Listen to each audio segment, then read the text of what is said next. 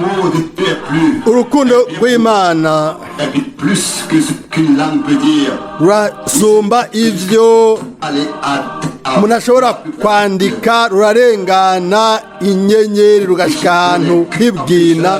O umunyabyaha donner son fils, il a réconcilié. Imana yatanze umwana wayo yiyuzuza n'abana bayo bazimiye, yarahariye son péché. ibyaha byiwe.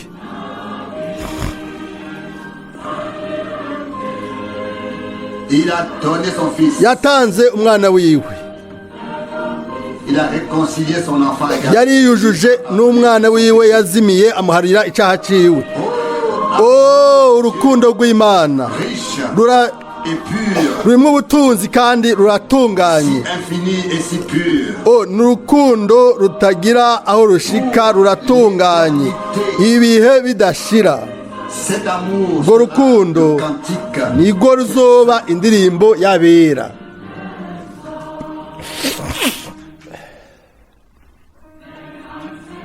Lorsqu'un jour Igihe umunsi umwe paraîtra ibihe bizohera, et que les royaumes terrestres, ubwami bwo ku isi bugahera hano hasi, quand des hommes igihe abantu qui n'ont jamais voulu prier batigeze bifuza gusenga imploreront le secours bazotakamba basaba ubutabazi, du rocher. batabaza imisozi n'ibitandara, aho rero urukundo rw'Imana rurahagarara, Si illimité et si pur, urukundo rutagira imbibe kandi rutunganye. la grâce Ubuntu de la rédemption bwacunguye umunyabyaha toujours buzokwamaho, izokwama ariyo ndirimbo y'abera.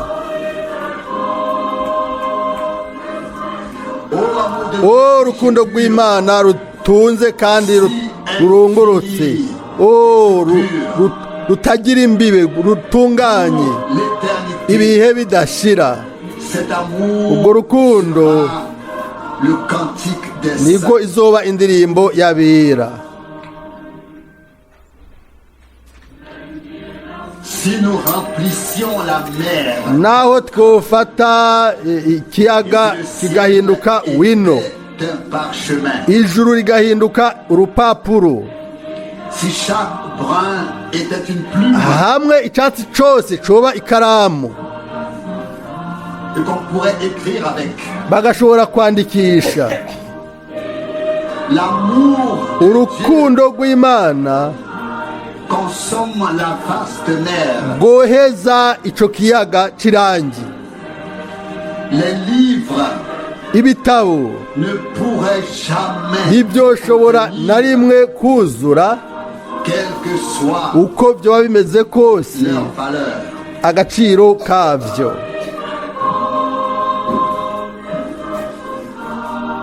Ô amour de Dieu, Urukundo rw'Imana infini et si pur, rutunze kandi rutunganye, pour l'éternité.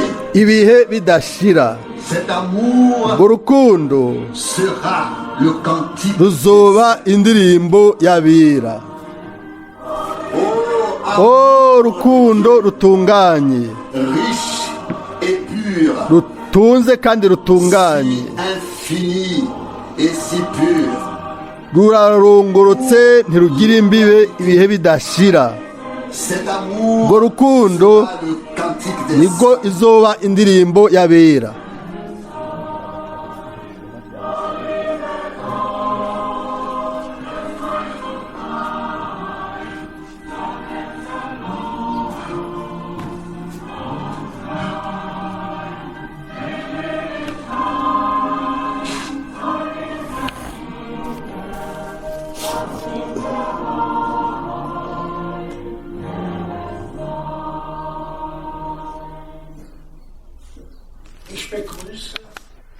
Je salue tous les Ndaramukije frères bene data bose na bashiki banje mu à mwami, l'occasion de cette émission muri kino mondiale kiganiro c'isi yose, avec la parole hamwe n'ijambo ryo mu byanditswe tirée du rivuye mu gice ca gatatu ca Tito ku murongo wa 4 gushika ku murongo w'indwi. Tito chapitre 3, igice ca gatatu verset 4 murongo wa 4 à 7. gushika ku murongo w'indwi. Mais lorsque la bonté de Dieu, notre Sauveur, et son amour ariko ineza ont été manifestés, y'Imana umukiza wacu n'urukundo ikunda abantu bimaze kuboneka. Umurongo wa 5, iradukiza itadukishije ibikorwa byo kugororoka twakoze nous-mêmes, ubwacu, ariko kubw'imbabazi zayo, nk'uko imbabazi zayo ziri, par le bain de la nouvelle idukirisha kozwa kuzana ukuvuka ubwa kabiri, ikadukirisha uguhindurwa basha na mpwemu yera, uwo yaducuncuburiye ko ku bwa Yesu Kristo umukiza wacu. au verset 7, afin que par Umurongo sa w'indwi, grâce kugira ngo dutsindanishirizwe n'ubuntu bwayo, et selon notre espérance, duce héritiers de tuba la vie éternelle. abaragwa b'ubugingo budashira, Que le Seigneur nk'uko ibyizigiro byacu biri. bénisse Umwami tous ceux ahezagire abo bose bumva ijambo ryayo ry'igiciro. avant d'écouter la Imbere prédication, y'ukumva ubutumwa bwiza, je vais vous lire ndagomba kubasomera parole de salutation. ijambo ry'indamukanyo za mwene data Edouard de Frank. Frères et sœurs, Bakundwa bene data na bashiki banje, ndabaramukije très cordialement, mu dans le buryo monde bw'ikiva, entier, mu buryo bwo mu mutima, mu isi yose, mu izina ry'igiciro rya Yesu Kristo. c'est avec une grande reconnaissance Mfise que amashimwe je regarde sur les iyo ndiko ndaraba ku myaka 70, années, les 70 imyaka 70 années de mon ministère, y'ubukozi au bwanje. cours desquelles Muri iyo Dieu a béni Imana toute la yahezagiye isi yose. terre.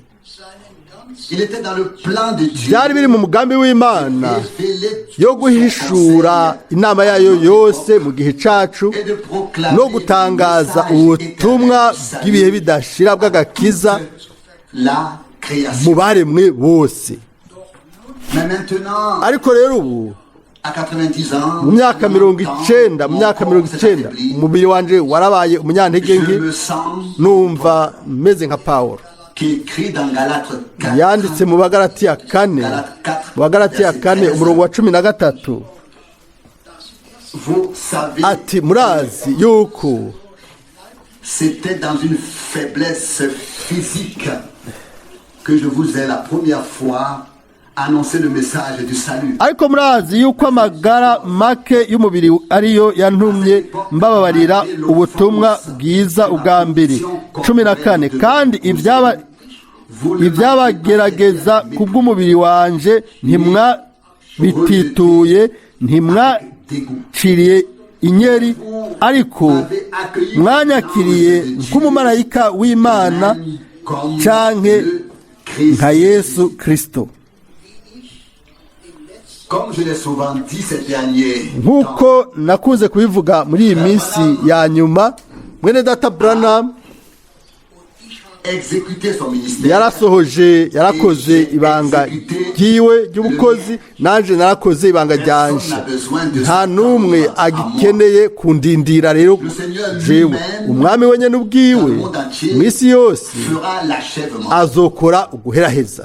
Mon souci a toujours été Icifuzo canje iminsi cose camye ari uko abizera ndabashikana ku Mana. pas de ceux qui suivent Twe ntituri Paul ou abakurikira Branham, Pawulo canke Branham, mais nous ariko suivons dukurikira Jésus-Christ, Yesu notre Kristo mwami wacu Sauveur. kandi umucunguzi wacu. Certain que le Neza neza nk'uko umwami wenyene ubwiwe son œuvre de yaherahejeje igikorwa co kurema, c'est aussi certain qu'il nuko neza aussi son ko œuvre. ari we azoheraheza igikorwa ciwe co gucungura. Importe, Igihambaye uno munsi c'est que tous nuko les vrais abizera bose croyants du monde b'ukuri mu isi entier yose ne croient plus batasubira bizera gusa ibyo ibyanditswe byera bivuga. qu'ainsi que Naho honyene ishengero entrera dans rizokwinjira l'unité de mu bumwe l'esprit bwa mpwemu, et que tous ceux hanyuma abo qui bose sont de Dieu b'Imana entendront bazokumva la voix ijwi de la parole de Dieu. ry'ijambo ry'Imana. Soyez tous bénis. Mwese muhabwe umugisha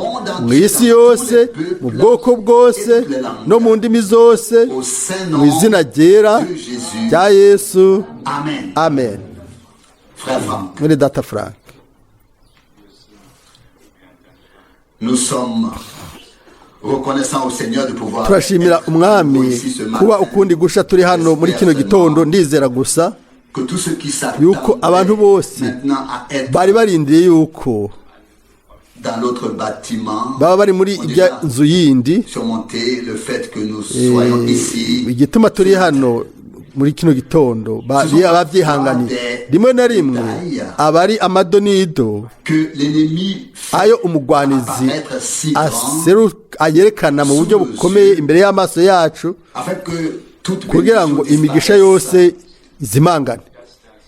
Et c'est là que nous devons Naho être rero attentifs tugomba kuba à ce que tugavye cela ne se produise kugira ngo pas. ivyo ntibisubire kubaho, Que nous prenions hanyuma vraiment les by'ukuri choses dufate ibintu comme elles viennent. nk'uko bije. Et c'est ainsi que uko nous niko serons tuzoba bénis, comme l'a dit tuzoronka notre frère, imigisha en rentrant chez lui, il a nk'uko mwene entendu data dire, Dieu yabivuze bénit. igihe yinjiriwe yavuga ati Imana yahezagiye hose. Turumva abantu bavuga ngo ntibigeze fait l'expérience bagira d'une umwimenyerezo profondeur wo mu bwina nk'ubwo de la parole w'ijambo avec Dieu hamwe n'Imana, et d'une telle communion d'esprit kandi ubumwe auparavant. bwa mpemu nk'ubwo imbere yaho. Ndizeye gusa yuko abarindira ibintu nk'ivyo, abo barindira gutyo ntibizorongorwa ku muntu ariko bizorongorerwa ku Mana.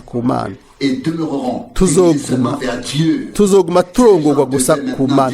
Nimba abantu bagomba gufata ivyizigiro vyabo bakabishira ku bantu, ivyo ntivyogenda neza.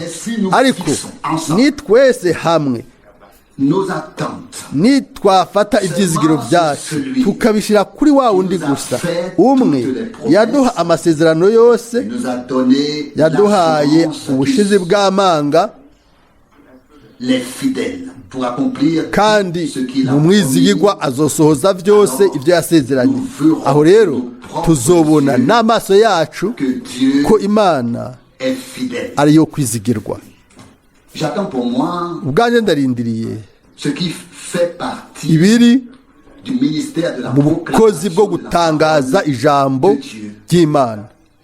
Et en disant cela, Mu je kuvuga ivyo ne vais pas trop loin. singomba kuja kure, Bien que nubwo rimwe na rimwe dise déjà au Seigneur, bwira umwami ivyo wari vyiza yaba hariho prophète de Dieu parmi nous, umuhanuzi w'Imana hagati yacu, et on pourrait lui demander. twoshoboye kumubaza. Mais nous constatons Ariko turabona rero yuko n'igihe umuhanuzi mukuru w'Imana atashobora kuduha izindi nyishu kiretse inyishu Imana imaze kuduha mu ijambo ryayo. Nibyo canke sivyo? Aho rero duca duhagarika guhungabana imbere y'Imana tukavuga tuti mwami waramaze kwishura mu by'ukuri, ariko ntituratahura izo nyishu. Turashaka kurondera iminsi yose inyishu runaka, hanyuma tugasanga iri mu byanditswe vyera. Mbega ubuntu nanjye nabonye kangahe iryungane rimwe ibwiwe umugwayi rishobora kuba ikintu gikomeye, rishobora kuba gikomeye. Niba dutegerezwa gupima amajambo, niko bimeze iyo abantu bamaze gukubitwa bamaze gukubitwa n'ibiteza kubashikira. Nanjye narakozwe ko n'ikintu ibintu byashikiye umuntu byarashitse nico kimwe, ariko gusa umushiki wacu umwe yagendeye mushiki wacu wundi, umwe yari ameze neza afite amagara meza, uwundi kugira tubivuge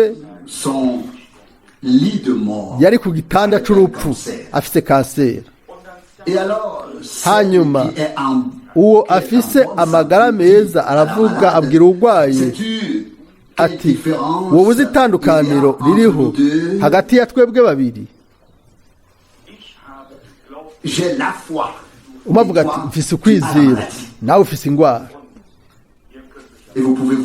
Murashobora kwibaza ibyo ico bisobanuye ku muntu ababaye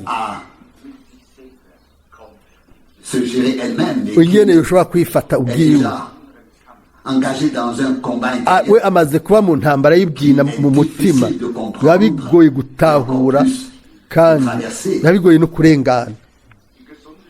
Et la sœur en bonne santé, wa mushiki wacu afise amagara meza yaciye agenda aratwenga aravuga ati haleluya, un loué soit le Seigneur. avuga ati umwami ashimwe. Et la malade, on umurwayi pourrait presque le dire, yashobora kuba était yomubwira allongé là-bas. yari aryamye arambaraye ngaho yihebuye mu mutima wiwe. Frères et sœurs, mwene data na mushiki wanje, certaines choses me vont droit au ibintu cœur. bimwe biza mu mutima. Les mots que nous dupime amajambo prononcer, ayo tugomba kuvuga, que chacun we wese soit lent, abe yitonze mu kuvuga, prompt à écouter, mais lent anyarutse mu kwiyumviriza ariko yitonde mu et kuvuga, encore plus lent encore à se mettre en colère. kandi yitonde cyane no mu kurakara. Si nous devons d'une niba manière ou twategerezwa d'une mu autre buryo faire bucanke écouter, ubundi parler aux gens, twagomba que ce soit kugendera abantu tukabwira abantu des paroles, hamwe n'amajambo, amajambo ari mu rukundo rw'Imana, des paroles amajambo dans lesquelles ayo la main tendue de ikiganza c'Imana notre kiramvuye Dieu est visible. kigaragaramo, amajambo Relève. ahagurutsa uwundi, kuko Certains peut-être tous sont déjà bose kumbure bamwe canke bose umwe aba ari ku mfiro mu buryo bumwe canke ubundi. Aho niho uca umenya neza ico bisobanura avoir l'amour kuba ufise urukundo rw'Imana dans son cœur. mu mutima wawe, Et l'amour kandi urukundo n'ajoute pas à la souffrance de l'autre. ntigongera ku mibabaro y'uwundi ngo rwongere ko imibabaro n'imisonga, ariko urukundo avec l'autre porte avec lui rwugurura uwundi muryango, rukugurura ubabaye. Ego nivyo bigomba guhishurwa, bigomba kugaragara ubu. Ibisigaye byose ni ibintu byo kwishushanya mu kubaha Imana by'ikidini, umwe wese akibwira ati ari mu burenganzira bwiwe, ariko Imana igomba kutuzana gushikaho tuba by'ukuri umugisha bamwe ku bandi, hanyuma igakura mu mitima yacu ibintu byose bitubuza gutera intambwe twebwe ubwacu mu buryo bw'impwemu, kuko twarose amahishurirwa akomeye cyane yo mu ijambo ry'Imana. Ariko nimba hariho ibitsitaza mu mitima yacu, mbega haca haza iki? aho rero ntitwotera intambwe, tuba turi nk'abantu baboshwe n'ibihe. Umwami ashobore gushyira muri twebwe twese inyota nk'iyo yo kuba umugisha bamwe ku bandi,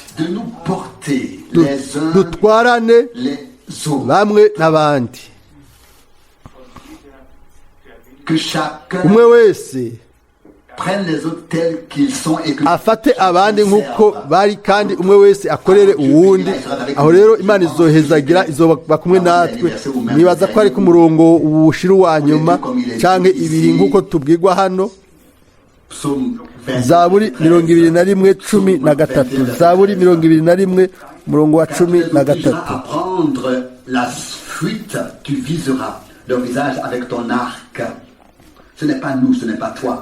Uzotuma bagutera ibitugu, uzoshira mu ruge rwawe utumbereye mu maso habo. Uhoraho azoshira abasi biwe basabagire. ubu yaririmbye iyi Zaburi aravuga kandi, Zaburi 68 umurongo wa 2, ngo haguruka mwami, abasi bawe bashwiragire, bahere bahunge, kandi umwami si we wenyine wo kunezerwa kubwo ubufasha bw'Imana. natwe nk'uko twabisomye, umwami anezerwa no gutabagwa kwawe. Zaburi 21 umurongo wa 2. ndagomba kuvuga ko mbere n'umuntu asegerereza aranezerwa iyo Imana imuzaniye ubufasha. Umuntu ni umwami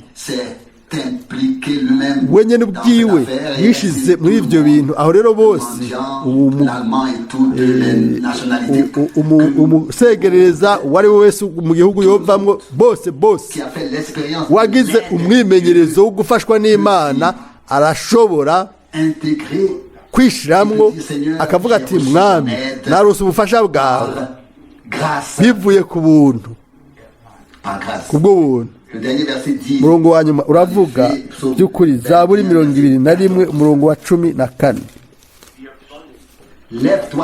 uhoraho niwishire hejuru mu nkomezi zawe, niho tuzoririmba dushima ububasha bwawe. izina ryiwe ni ry'igitangaza, ni Mujenama, ni umunyabubasha.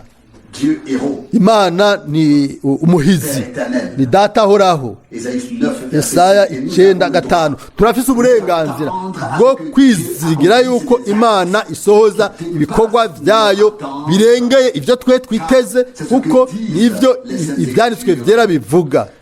ndizera yuko ari mu muhanuzi Yesaya 64 aho umuntu w'Imana yasemereye bivuye mu mutima wiwe ati o Mana. Yesaya 63:19 ngo uzotabagura n'amajuru nubwo niwamanuka imitumba izohungabana imbere yawe. twarasobye iyi mirongo kenshi, mbega niyehe mirongo tutarasoma hano? mu by'ukuri umuntu yosubira kwibaza ni Yesaya 63:19. Aussi tu déchirais les cieux et si tu descendais, les montagnes s'ébranleraient devant toi. Isaïe 64. Yesaya 64:1. Icompa ugasatura ijuru ukamanuka imisozi igahinda agashitsi imbere yawe, bikaba nk'uko umuriro ufata nyambara ugasohoza ibikorwa biteye ubwoba birengeye ibyo turindiriye. Imana ikore ivyo kubw'ubuntu. turabe mu by'ukuri ibintu biriko birafata ishusho mu mpande zose. nta muntu n'umwe abizi iminsi igisigaye, ariko turazi twese ko tubayeho mu minsi ya nyuma, mbere ko n'impera y'ibihe izogera nayo impera. umwami azogaruka gutwara abiwe abatahukane muhira. nabibwiye abana banje igihe twari twicaye hamwe, hanyuma ndabibwira umuherezi wanje igihe bangirira isabukuru. naravuze nti ni byari mugomba gukorera umwami. murazi ibyo numva mw'icyo kintu. ndagomba kuvuga nimba abantu badakoreye umwami mu gihe bari hano ku isi, bazomukorera iki mu bwiza? ni igiki kibakwegera kuri we? badafise n'umwanya hano ngo bamwiyegurire, baca iruhande yiwe ngaha. none ni igiki kizobakwegera hariya? ndizera yuko umuntu wese mu by'ukuri yagize umwimenyerezo w'ubuntu bw'Imana aramukorera. umwami aravuga ati ndagomba kuvuga yuko ni mu muhanuzi Malaki ati aho rero muzobona itandukaniro hagati y'umuntu ukorera Imana n'umuntu atayikorera. ibyo bisobanura iki? si gusa gukora amajambo yo kubaha Imana yo kwishushanya. oya, tugomba kuba twiyeguriye umwami n'umutima wacu wose n'ubugingo bwacu bwose, hamwe n'ibintu byose biri muri twebwe. jewe siniteguriye ibyo bibazo canke ano majambo ariko il faut que cela soit écrit. birakwiye yuko ivyo bivugwa. Malachie Ni 3, Malaki gatatu verset 18. murongo wa 18 ndasoma murongo wa 16. Malaki gatatu 16. Qui craignent le Seigneur se parlèrent l'un à l'autre. nuko abubaha uhoraho baravugana, uhoraho atega ugutwi arumviriza. Un livre de maze igitabo candikirwa imbere yiwe c'icibutso pour tous ceux c'abubaha uhoraho craignent le bakiyumvira et izina ryiwe. ont un grand respect pour son nom. Abubaha izina ryiwe.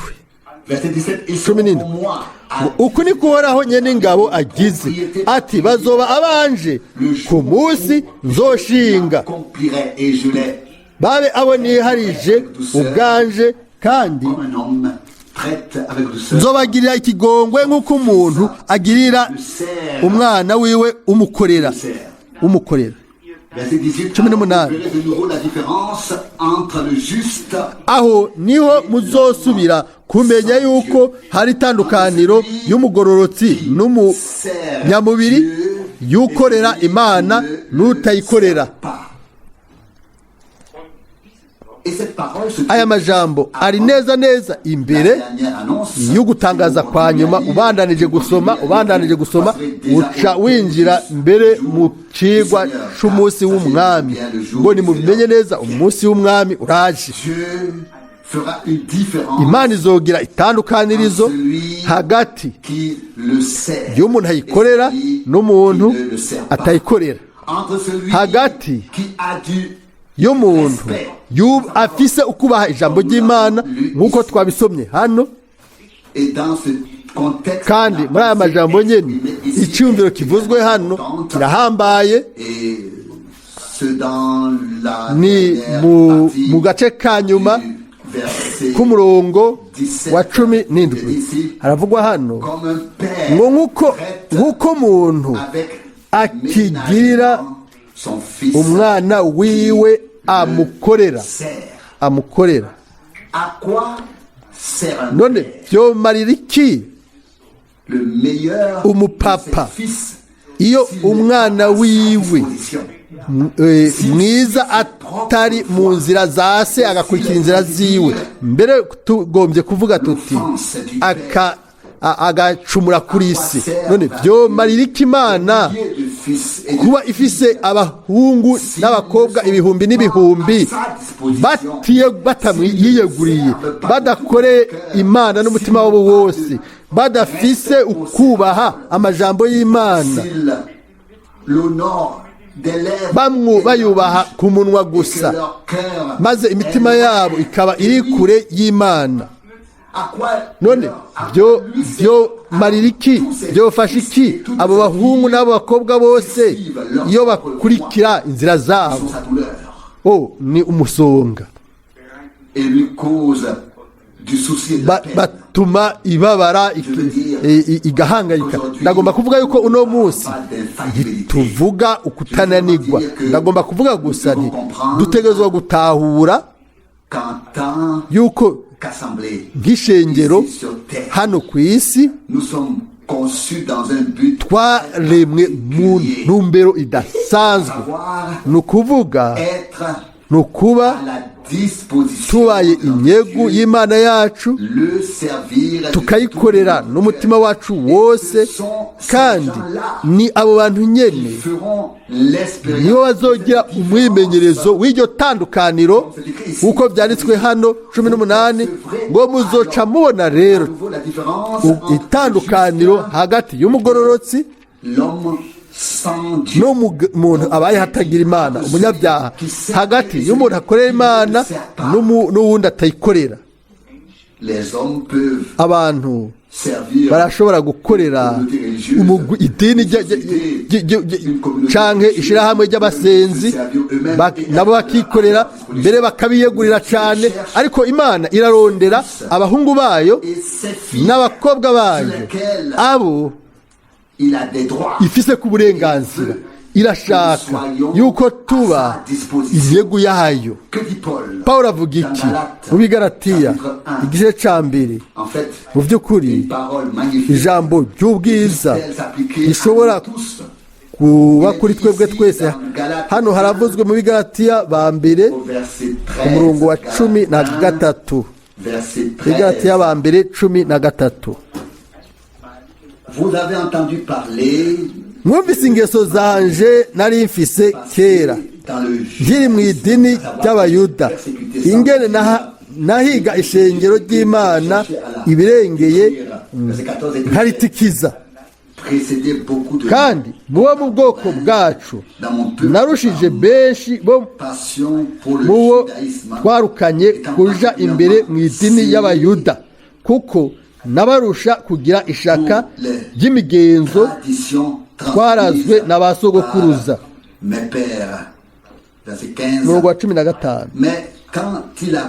Ariko aho bihimbariye Imana yandobanuye nkiri mu nda ya mama, ikampamagara kubw'ubuntu bwayo. 16. Guhishurira umutima wanje umwana wayo ngo mvuge ubutumwa bwiwe bwiza mu banyamahanga. Ako kanya sinagishije inama abafise inyama n'amaraso. 17. Kandi sinaduze i Yerusalemu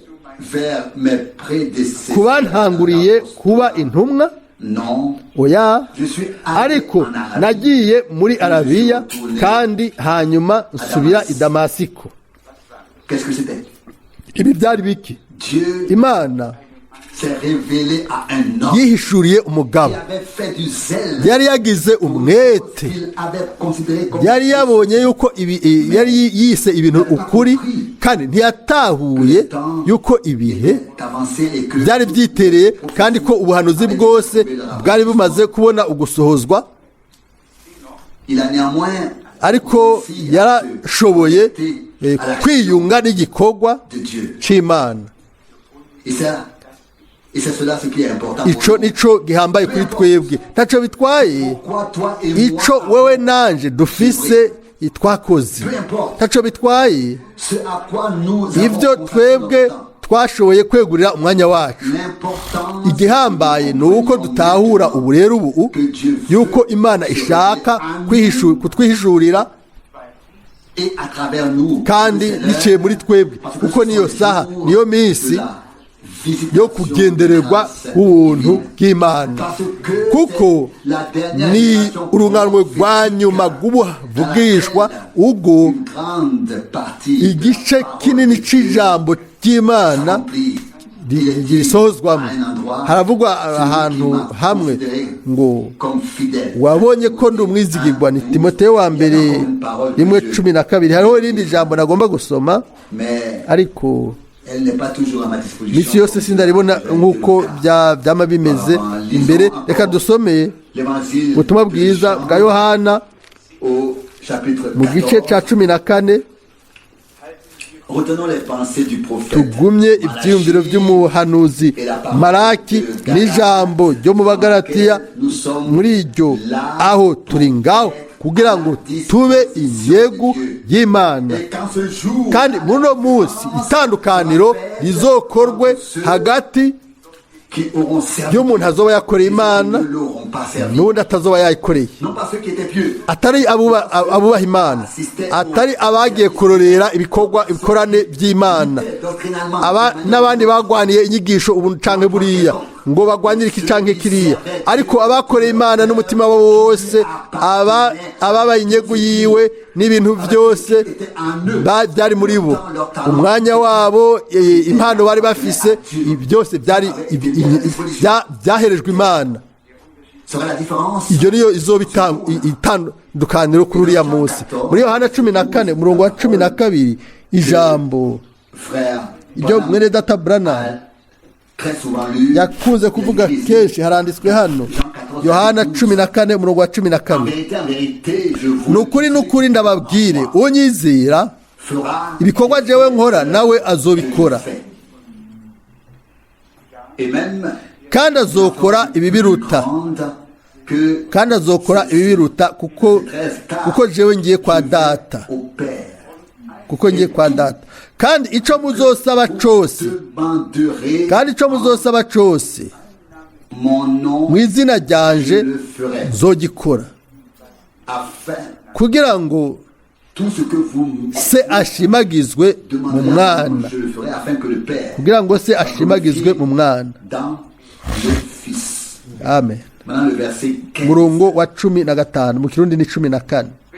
Si vous m'aimez, vous garderez mes commandements. 15. Nimwankunda muzokwitondera ibyagezwe byanje. 16. Nanje nzosaba data nawe azobaha uwundi mwitsa afin qu'il soit avec vous, ngo azabane namwe ibihe bidashira. 17.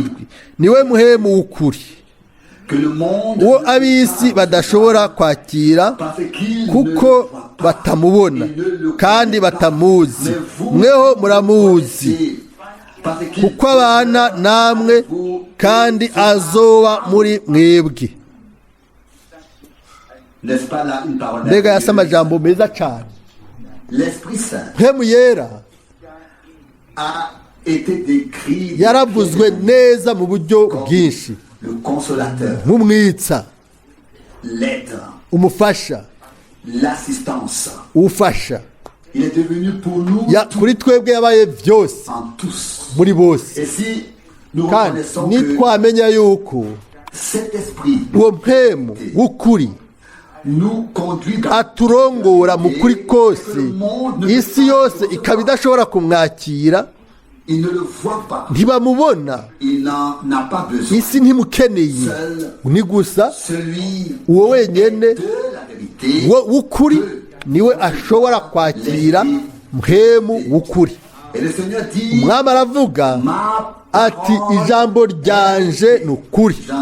Yohana 17:7. Hano turiko turatandukanya neza hagati yo gusirwa kwa mpemu uko benshi bafise amamiliyoni arabifise muri runo runganwe, hagati habe no kwakira ikintu c'ukuri ca mpemu yera mu bugingo bwawe no mu bugingo bwanje, kandi ivyo kubijanye n'imbuto y'ijambo ry'Imana.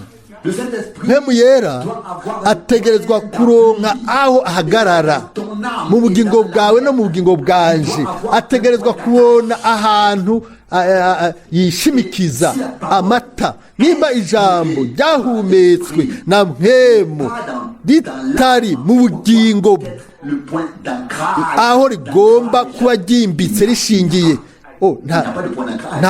aho nta kintu kiba kuba ari ugusigwa. Abantu baragira ibineza neza hamba bagaca bagenda ku ruhande rwabo mu nzira zabo, ariko Imana irafise abantu ku isi, irafise ubwoko ubwo yageneye kumumenya no kwakira ijambo ryiwe, hanyuma bakaba barongowe mu by'ukuri na mpemu yera mu kuri kose. Murongo wa 18 uravuga gutya ngo sinzobasiga nk'imfuvyi. Amen. Nzoza kuri mwebwe. 19. Hasigaye igihe gito ab'isi ntibabe bakimbona, ariko mweho muzombona, kuko ndiho namwe muzobaho. 20. Uwo munsi muzomenya ko ndi muri data, namwe muri jewe, nanje ndi muri mwebwe. Ibi ni ikiva, ni kizanwa n'ijambo na mpemu w'Imana adutangarize bino. Ubu rero turagomba by'ukuri kwibaza ikibazo gitombomoye, kumenya nimba ibi bimaze kubaho. Hano haravugwa ngo 18 ngo sinzobasiga nk'imfuvyi, nzoza kuri mwebwe, nzobaha mpemu wanje. 19 ngo agahe gato isi ntizombona, ariko mwe muzombona, murambona. je vis et vous vivrez. ndiho namwe muzobaho. Et alors cela viendra. Ibi rero hazoza igihe En ce jour-là, ngo kuri uriya munsi muzomenya ko ndi muri data, que vous êtes ko namwe muri jewe et que je suis en vous. kandi nanjye ndi muri mwebwe. J'ose répondre à la première Ndubahutse partie kwishura par un ku gice oui cya mbere nti ego irongorotse, kuko twese twaramenye yuko Imana yari muri Kristo, et Christ, kandi ko Kristo mu Mana umwami Yesu est la révélation niwe de Dieu guhishurwa dans kw'Imana la chair. mu mubiri. Nous l'avons compris. Twarabitahuye, Cela ne nous pose ibi aucun ntibidutera ingorane n'imwe. Ariko Maintenant, ubu cette première partie iki gice cya mbere kigomba kuzana icya kabiri, bitabaye uko igikorwa cyuzuye nticoba kiri ngaho. Intumbero de ce que Dieu avait prévu y'ibyo Imana yigeneye ntibizoba bibaye bishyitswe ko. Haravuzwe hano, ndagomba gusubira kubisoma 20. Uwo munsi muzomenya ko ndi muri data. Je suis dans mon Père. Bon, Yego turahejeje kuvuga tuti twarabimenye ibi, ariko rero 20 namwe muri jewe twarabimenye, twarabyakiriye mu mitima yacu, hamwe n'ugufoboka n'umuco nk'uw'Imana nyine, ko Imana muri Kristo yiyujuje natwe ubwayo ko turi abacunguwe mu mucunguzi, kandi yuko ari uko ariko bimeze uno munsi, ko ari by'ukuri twarabyakiriye mu kwizera. Sindabizi je kumbure, sinzi ingene nubivuga mu buryo butomoye, ariko ndizera yuko ijambo ry'Imana rirabivuga mu buryo butomoye. Iyo ivyo bibayeho ko Mpwemu Yera aza, umufasha, umwitsa, udushigikira, tukabwira ngo sinzobasiga nk'imfuvyi, ariko nzobarungikira Mpwemu w'ukuri, uwo isi idashobora kwakira. Hanyuma ku murongo wa 19 ngo hasigaye igihe gito ab'isi ntibabe bakimbona, ariko mweho muzombona, kuko ndiho namwe muzobaho. Amen.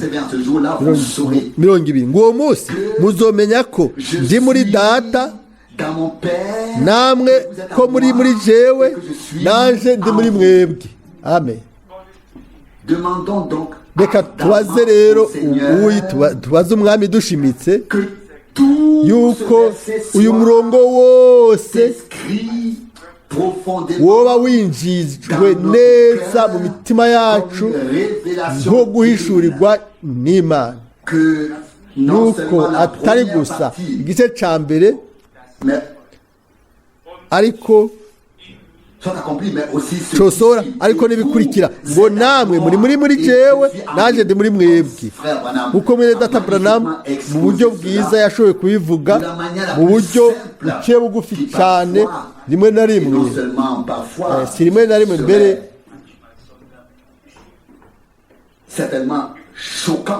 biramera nk'ibitangaza abantu, biratsitaza abantu bize cyane, ariko ukuri gukomeye cyane kwashoboye kuvugwa. Aravuga mu buryo buciye bugufi ati, yisunze Aburahamu na Lewi wari mu mafyigo ya Aburahamu igihe hari hasigaye urunganwe inshuro 4, niho mwene data Branham asobanura ati, nk'uko natwe twari turi muri sokuruza wacu wa kera, hanyuma tukaba turi muri data wacu, ariko ntiyashobora kandi kugira ubumwe natwe, ntiyashobora kugira ubumwe natwe gushikaho dusohoka kugira ngo tugire ubuzima. Hanyuma rero data wacu uwo twari turimwo yashoboye gusangira natwe, kuko twaravyawe, twaravutse muri buno buzima. uko niko nous a-t-on expliqué. yadusobanuriye yatweretse Nous étions en Dieu. twari mu mana Dans l'éternité. mu bihe bidashira kera Nous ne sommes rien kandi nta n'ikindi turi kiretse kuba abahungu n'abakobwa b'imana ababyawe kandi bavutse babyawe na mpemu n'ubuzima bw'imana dans la vie divine. mu buzima bw'imana twari muri kristo kandi tuzokwamana nawe ibihe bidashira muri we Ces pensées. ibyo byiyumviro byose ni iby'igiciro ni byiza ndibwira yuko Qu'il n'y a jamais eu d'époque. hatigeze kubaho ikindi gihe Les choses aho divines ibintu by'imana et l'ensemble du plan de salut n'umugambi w'agakiza w'imana muri rusange washoboye kwerekanwa mu buryo buciye bugufi ariko kandi bwuzuye kandi bw'ibwina iyo ces jours. muri ino minsi Mais à quoi cela nous none sert? byodufasha iki Fait-il de byodufasha iki dire, kuvuga byose nous avons connu le baptême ngo biblique, twaramenye umubatizo wa bibiliya twaratahuye ubumana nous ne comprenions tudatahuye que nous sommes turi en Christ muri kristo et qu'il est. kandi ko nawe ari muri twebwe Et ce n'est qu'alors ni mu gihe que nous gusa avons confiance en Dieu. aho twizigiye Car imana la confiance, igihe cyose habuze ukwizigira nous doutons alors pour tugakekeranya aho rero mu kuvuga tugakekeranya ku by'imana yadukoreye ibyo yakoze muri twebwe et il n'y a alors vraiment aho rero que ce by'ukuri péché grave, haba c'est le hasigaye péché icyumviro kimwe gikomeye n'icyumviro cyo kutizera umwami aravuga iki mu butumwa bwiza bwa yohana ati nimutizera yuko ari jewe Je le suis. ko ari jewe ndiwe muzopfira mu byaha byanyu yohana 8:24 yohana arandika iki mu cete ciwe ati umuntu atizera imana ayigize umubeshi yohana wa mbere 5:10 nta muntu n'umwe azobwira imana ngo ntiwavuze ukuri nta mugabo n'umwe nta muntu n'umwe azobikora Mais il y a cette phrase. ariko hariho rino ryungane rivuga ngo umuntu atizera imana Le fait menteur. ayigize Si umubeshi je ne crois pas ce que nintizera ibyo uvuze qu'est-ce que je fais alors? none ni iki Alors, j'ai remis en question nakekeranije ku byo wambariye et je t'ai pour ainsi dire aho rero nakubwiye nti fait passer pour un non crédible, un we menteur. uri umubeshi ntawe wo kwizigira Celui umuntu atizigira imana atizeye imana aba yigize umubeshi ubu rero ndabibasaba comment allons ni gute tuzoshobora kwivanamwo nimba kubwo kutizera kwacu nitwagira imana iy'ukuri y'ibihe bidashira tukayigira umubeshi none ni gute allons-nous nous présenter devant lui? tuzoseruka imbere yayo tuzoseruka imbere yayo gute we yo kuri dushobore kugira ku mutima yuko amajambo y'imana yose ko ari ukuri Vrai que Dieu, ni ay'ukuri nk'uko imana ubwayo la parole de Dieu est véritable. Et amajambo y'imana yose ni ay'ukuri rero aya majambo yavuye mu kanwa kayo aravuga hano mu butumwa bwiza bwa yohana 15 ubu au verset 18, ku murongo wa 18 Jean 15, verset 18. yohana 15 umurongo wa 18 Si le monde vous hait, isi niyabanga verrez qu'il m'a haï. mumenye ko jewe yabanje kunyanga Verset 19, si vous étiez itarabana iyo muba ab'isi isi iba ikunze icayo maze kuko mutari ab'isi mais parce que vous n'êtes pas du ariko monde, nabatoranije mu b'isi mais que je vous ai choisi du milieu du monde, nico gituma isi ibanka voilà pourquoi le monde vous hait. Verset 20. Sous umurongo wa la 20 parole que je vous mwibuke rya jambo nababwiye nk'umushumba ntaruta shebuja n'est pas plus haut que son maître. ntaruta shebuja namba barampamye namwe bazobahama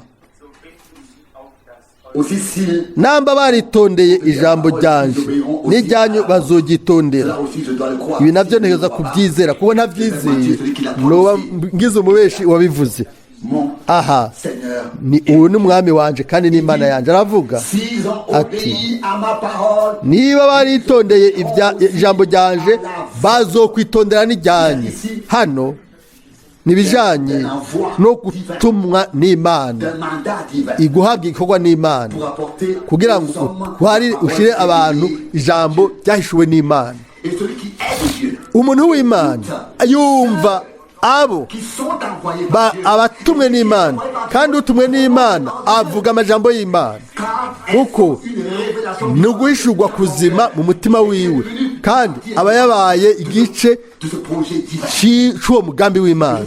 Amina. Ndababwira yuko ndashaka kuvuganya aho niho imana igomba gutushikana twese, atari uko twiha ibyiyumviro cyangwa ku bigomba gushika cyangwa twibumbire ibi na biriya. Oya, ubwa mbere reka dukore iki atakindi, dutwizere imana ibyo yavuze, dufate nka nkama amajambo ayo itubwiye, tumenye kandi tuvuge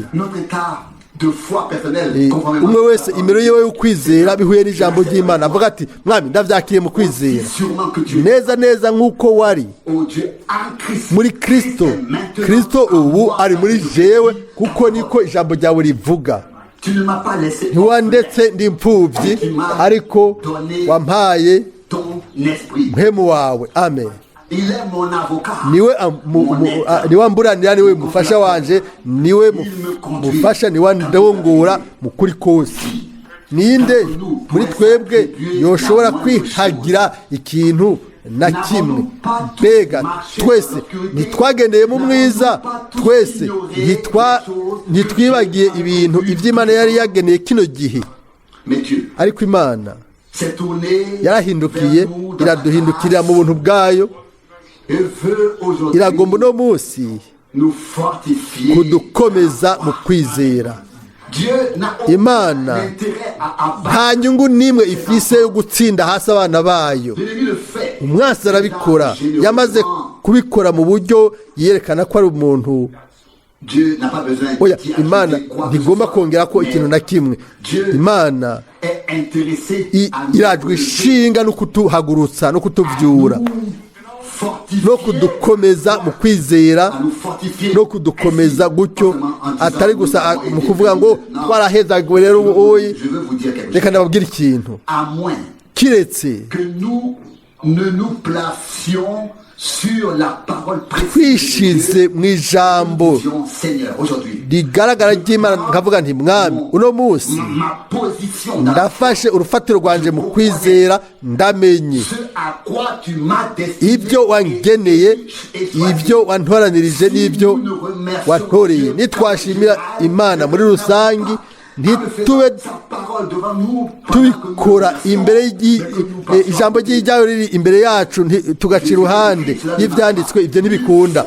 Birakwiye by'ukuri yuko dufata iminsi yose ijambo nk'urufatiro, hanyuma tukishira hejuru tuvuga tuti mwami Mana yo kwizigirwa, wakoze ibyo byose ku bwanje,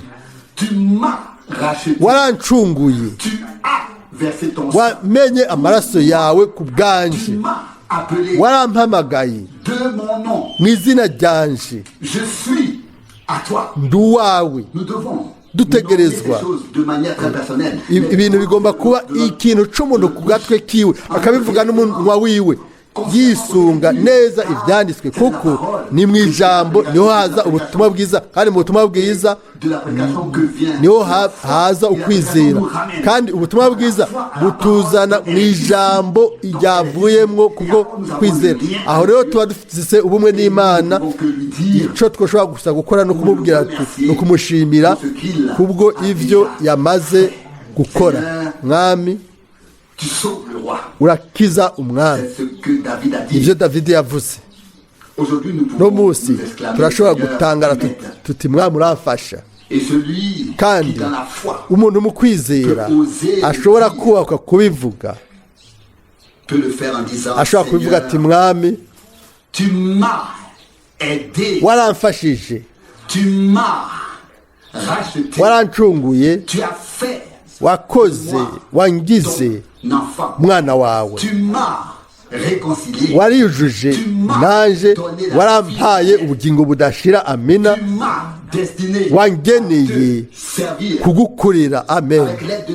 N'ubufasha bw'Imana dutegerezwa by'ukuri kuvuga ibi dufise ubushizi bw'amanga no kwemezwa mu mutima kubwo kwizera kubw'ijambo. Ndibaza yuko ibi bitazotunanira uno munsi, bitaza kutunanira. Twabibonye na Paulo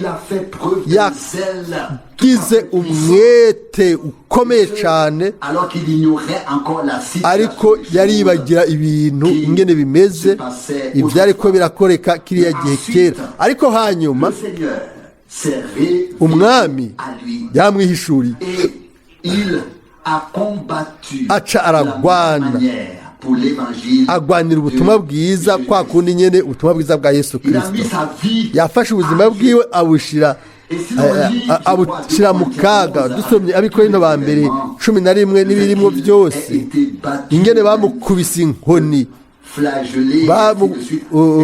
bamukubita ibimoko nibyo yihanganiye byose ariko ikintu kimwe cyari cy'ukuri yari atwaye imbuto y'igiciro y'ijambo ry'Imana mbere arabivuga mu murongo mu cete cy'abikorinto ngo naho umuntu wacu w'inyuma arimwo arashira umuntu w'imbere arimwo arambara ubwiza umunsi ku munsi kandi yikomeza umunsi ku munsi y'abikorinto ba mbere kandi 16 bene data bashiki banje natwe dukomezanye bamwe n'abandi mu kwizera duterane intege bamwe n'abandi kandi tubikore n'ubushizi bw'amanga bwacu bwose n'umutima wacu wose nitwabona yuko ijambo ryo gutera intege rikenewe ahantu runaka ntitubigombe kubivuga gusa n'imirongo yacu ariko n'iminwa yacu ariko bidudubize biva mu bugingo bwacu uko niko umwami agomba kutwegeranya twese Imana muri Kristo mu ishengero natwe turi ubwoko bwiwe muri we mu mutekano w'ibihe no mu bihe bidashira sinzobareka mutagira uwo bagwanirira sinzobasiga nk'imfuvyi amen nzoza kuri mwebwe ni data ukuri yarapfuye ariko yazutse murazi inkuru nuko nagomba guheraheza nka wa mugore yabivuga yabwira mwene data Branham atego nawe uvuga Yesu Kristo ariko nubwo yarapfuye aramwishyura ati nivyo ariko yarazutse ku munsi ugira gatatu siniko nkorera umwami yapfuye ariko nkorera umwami ari muzima wazutse wanesheje urupfu n'ikuzimu amen waducunguye watugiriye ubuntu watwikwegeye kuri we kubw'urukundo urukundo rw'Imana ingene guzuye kandi wera iminsi yose dushobore kurengerwa twuzuriye n'ubwo rukundo rw'Imana ndabibabwiye nidegembya umuntu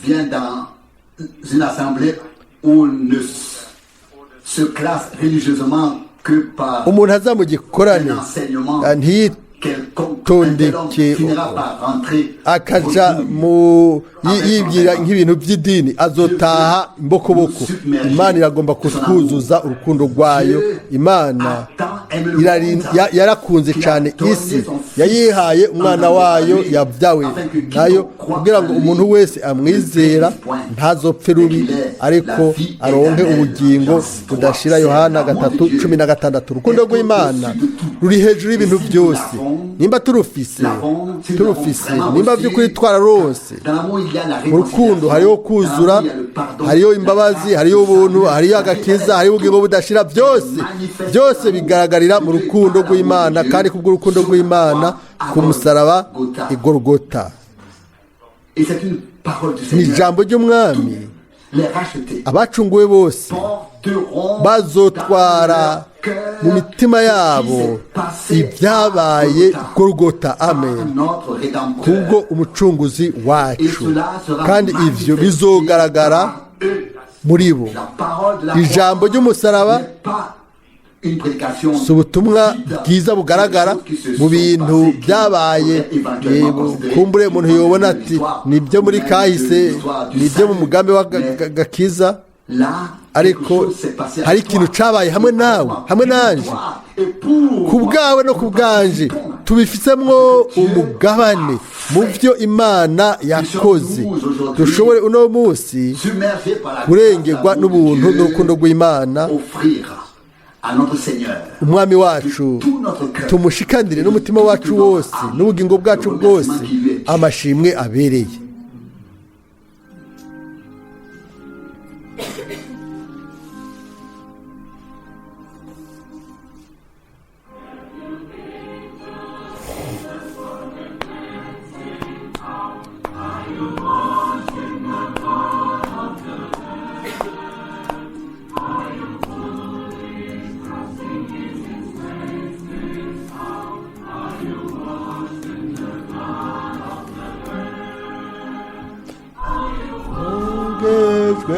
Na Yesu watunganijwe n'amaraso araho yakuhagije amaraso none imyambaro yawe irera.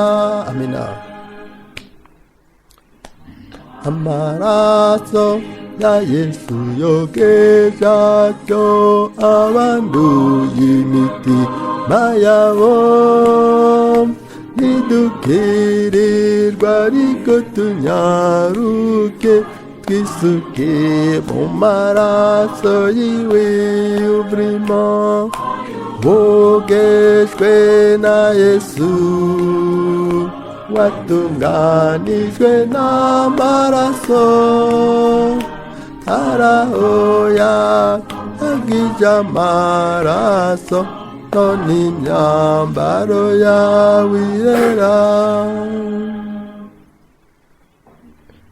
Ubwiza ntiyazagarukanye ubwiza no kuba wakoze abatari kezwe bazinjiriwe mu birori by'ubukwe bate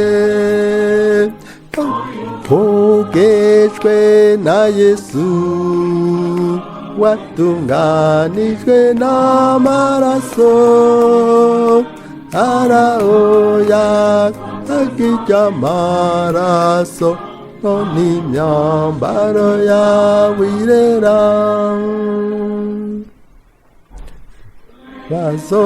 bazohagarara imbere yiwe bazohinduka ubwoba gusa nimukererwa ariko tunyaruke twisuke mu masaso yiwe hogejwe na Yesu watunganijwe n'amaraso araho yahagije amaraso imyambaro yawe irera. Na Yesu hagije amaraso araho yahagije amaraso imyambaro yawe irera.